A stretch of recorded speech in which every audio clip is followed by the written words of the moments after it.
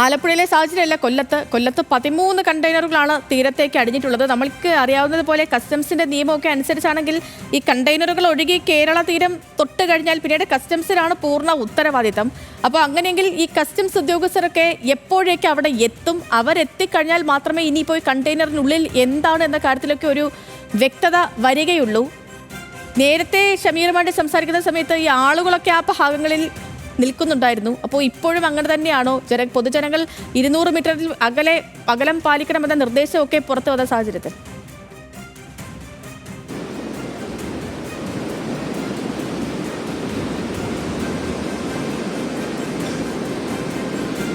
നമ്മളിപ്പോൾ നിൽക്കുന്നത് സേതുലക്ഷ്മി ശക്തികുളങ്ങര ഹാർബറിനോട് ചേർന്ന ഭാഗത്താണ്. ഇവിടെ നമുക്ക് ദൃശ്യങ്ങളിൽ നിന്ന് കാണാം, ആദ്യഘട്ടത്തിൽ വന്ന കണ്ടെയ്നറുകളെല്ലാം തന്നെ റെഫ്രിജറേറ്ററി മോഡൽ കണ്ടെയ്നറുകളാണ്. അതിനകത്ത് തന്നെ ഒന്നും തന്നെ കാണപ്പെടുന്നില്ല എങ്കിൽ ഇപ്പോൾ ഏറ്റവും പുതിയ ദൃശ്യം നമുക്ക് നൽകാൻ കഴിയും. ചുവന്ന നിറത്തിലുള്ള കണ്ടെയ്നർ, അതായത് ഭാരം കൂടിയ വസ്തുക്കളുള്ള ചുവന്ന നിറത്തിൽ, അതായത് ഡോർ ഓപ്പൺ ആകാത്ത ഒരു കണ്ടെയ്നർ ദൃശ്യങ്ങളിൽ നിന്ന് കാണാം. നമുക്ക് നിൽക്കുന്നതിൻ്റെ തൊട്ട് നേർഭാഗത്ത് ശക്തികുളങ്ങര ഹാർബറിന്റെ ഭാഗത്തേക്ക് ഒഴുകിയെത്തുന്നതാണ് ദൃശ്യങ്ങളിൽ നിന്ന് കാണാം. അത് ഭാരം കൂടിയ വസ്തുക്കളുള്ള അതിൻ്റെ ലോക്ക് ഓപ്പൺ ചെയ്യാത്തൊരു സാഹചര്യമുണ്ട്. അതുകൊണ്ട് തന്നെയാണ് അതിന് വളരെ വേഗത്തിൽ ഒഴുകി കരയിലേക്ക് അടുത്തെത്താൻ കഴിയാത്തത്. അത് ഏതാണ്ട് ഒരു അരമണിക്കൂറിനുള്ളിൽ തന്നെ ഒഴുകി ഇപ്പോൾ ഇവിടേക്ക് എത്തും. ഇതിലൊക്കെ തന്നെ എന്ത് വസ്തുക്കളാണ് ഉള്ളതെന്നുള്ള കാര്യത്തിൽ വ്യക്തതയില്ല. നേരത്തെ നമ്മൾ ഈ കപ്പലിൽ നിന്ന് തന്നെ പോയ ഒരു ഓയിൽ വീപ്പ ഇവിടെ കിടപ്പുണ്ട്. അതുപോലെ തന്നെ ഈ കപ്പലിൽ നിന്ന് വീണ ഒരു ലൈഫ് ബോട്ട് അത് കുറച്ച് അപ്പുറത്തായി ശക്തികുളങ്ങര ഹാർബറിന്റെ ഭാഗത്തായി ഒഴുകി നടക്കുന്നത് നമുക്ക് ദൃശ്യങ്ങളിൽ നിന്ന് കാണാൻ കഴിയുന്നുണ്ട്. അങ്ങനെ കണ്ടെയ്നറുകൾ വിവിധ ഇടങ്ങളിൽ ഒഴുകിയെത്തുന്നു. ഇപ്പോൾ കണക്കനുസരിച്ച് ജില്ലാ ഭരണകൂടം പറയുന്ന കണക്കനുസരിച്ച് 15ഓളം കണ്ടെയ്നറുകൾ കൊല്ലം തീരത്ത് ഒഴുകിയെത്തിയിട്ടുണ്ട്. ഒരു കണ്ടെയ്നറിന് മുകളിൽ മറ്റൊരു കണ്ടെയ്നർ ലോക്ക് ചെയ്ത നിലയിലാണ് ഇത്തരത്തിൽ ഈ കണ്ടെയ്നർ ഇപ്പോൾ ഒഴുകി എത്തിയിരിക്കുന്നത്. എന്തായാലും ഈ കണ്ടെയ്നറുകളൊക്കെ തന്നെ പരിശോധിക്കണമെങ്കിൽ കസ്റ്റംസിന്റെ ജോയിന്റ് കമ്മീഷണർ സ്ഥലത്തേക്ക് എത്തണം. കസ്റ്റംസ് ജോയിന്റ് കമ്മീഷണർ ഇന്ന് ഉച്ചയോടുകൂടി മാത്രമേ ഇവിടേക്ക് എത്തുകയുള്ളൂ. അവർ എത്തിയ ശേഷം മാത്രമായിരിക്കും പരിശോധന നടത്തുക.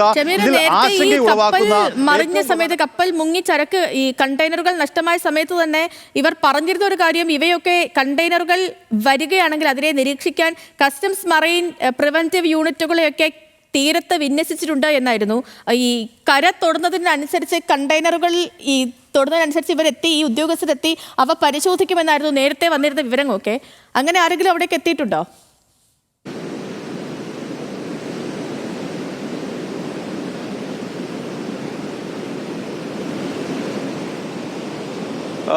സേതുലക്ഷ്മി, ഇന്നലെ രാത്രി 10 മണിയോടുകൂടിയാണ് ഈ കണ്ടെയ്നറുകൾ കാണപ്പെട്ടത്. ഇതിനുശേഷം ഈ ജില്ലാ കളക്ടർ ഉൾപ്പെടെയുള്ള ജില്ലാ ദുരന്ത നിവാരണ അതോറിറ്റിയുടെ ആളുകൾ എത്തി ഇത്തരം പരിശോധനകൾ നടത്തി മാറി. ഇന്ന് രാവിലെയോടുകൂടി തന്നെ കസ്റ്റംസിന്റെയും അതുപോലെ തന്നെ ഈ ഫാക്ടറീസ് ആൻഡ് ബോയിലേഴ്സ് വകുപ്പിന്റെയൊക്കെ ഉദ്യോഗസ്ഥർ എത്തുമെന്ന് പറഞ്ഞു. പക്ഷേ ഈ മിനിറ്റ് വരെയും എവിടെയും ഈ ഉദ്യോഗസ്ഥരൊന്നും തന്നെ എത്തിയിട്ടില്ല. നിലവിൽ എല്ലാ സ്ഥലത്തും ഫയർഫോഴ്സിന്റെയും അതുപോലെ പോലീസിന്റെയും സാന്നിധ്യം മാത്രമാണുള്ളത്. ഇപ്പോൾ ഏറ്റവും പ്രധാനപ്പെട്ടത് പലയിടത്തും കണ്ടെയ്നർ കാണുന്ന ഭാഗത്ത് കണ്ടെയ്നർ വലിച്ചു കയറ്റാൻ വരെയുള്ള ശ്രമം നാട്ടുകാരുടെ ഭാഗത്ത് ശക്തികുളങ്ങര മദാമ തോപ്പിൽ നിന്ന് ഉണ്ടായിട്ടുണ്ട്.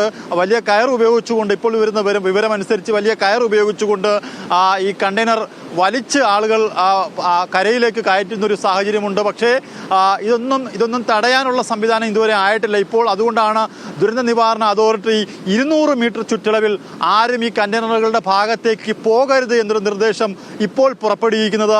നമുക്ക് ദൃശ്യങ്ങളിൽ കാണാം, ചുവന്ന കണ്ടെയ്നർ, നമ്മൾ നേരത്തെ പറഞ്ഞ പോലെ ചുവന്ന കണ്ടെയ്നർ കുറച്ചുകൂടി വിസിബിൾ ആയിട്ട് വരുന്നുണ്ട്. നമ്മൾ അടുത്തേക്ക് ഈ ശക്തികുളങ്ങര ഹാർബറിലേക്ക് എത്തിക്കൊണ്ടിരിക്കുക. നമ്മൾ ഇതുവരെ കണ്ടത് വെള്ള കണ്ടെയ്നറുകളാണെങ്കിൽ ഇപ്പോൾ ചുവന്ന കണ്ടെയ്നർ, ലോഡുകളുള്ള ചുവന്ന കണ്ടെയ്നർ ഇപ്പോൾ ശക്തികുളങ്ങര ഹാർബറിന് സമീപത്തായുള്ള തീരത്തേക്ക് ഇപ്പോ കൂടുതൽ ഇടങ്ങളിലായിട്ട് കണ്ടെയ്നറുകൾ ഒഴുകിയെത്തുന്നുണ്ട്. കൊല്ലത്ത് ആലപ്പുഴ തീരത്തും 2 കണ്ടെയ്നറുകൾ അടിഞ്ഞു. ഇതിപ്പോ ഷബീർ പറഞ്ഞനുസരിച്ച് ജില്ലാ ഭരണകൂടത്തിന്റെ കണക്കനുസരിച്ച് 15 കണ്ടെയ്നറുകളാണ് തീരത്തേക്ക് എത്തിയിരിക്കുന്നത്. പലരും ഈ കണ്ടെയ്നറൊക്കെ വലിച്ചു കയറ്റാൻ ശ്രമിക്കുന്നുണ്ട്. അങ്ങനെ ഒന്നും ചെയ്യരുത്, ഇതിനകത്ത് എന്താ സാധനമൊന്നും നമുക്ക് അറിയത്തില്ലല്ലോ. അപ്പം ഉദ്യോഗസ്ഥർ പറയുന്നത് തൽക്കാലം അത് ഒന്ന് അനുസരിക്കാൻ നമ്മളൊക്കെ ബാധ്യസ്ഥരാണ്. അത്തരത്തിലുള്ള കാര്യങ്ങളൊന്നും ചെയ്യാതെ സേഫായിട്ട് 200-300 മീറ്റർ മാറിയിരിക്കുക, കഴിയുമെങ്കിൽ അവിടേക്കൊന്നും പോകാതിരിക്കുന്നതാണ് ഏറ്റവും ഉചിതം.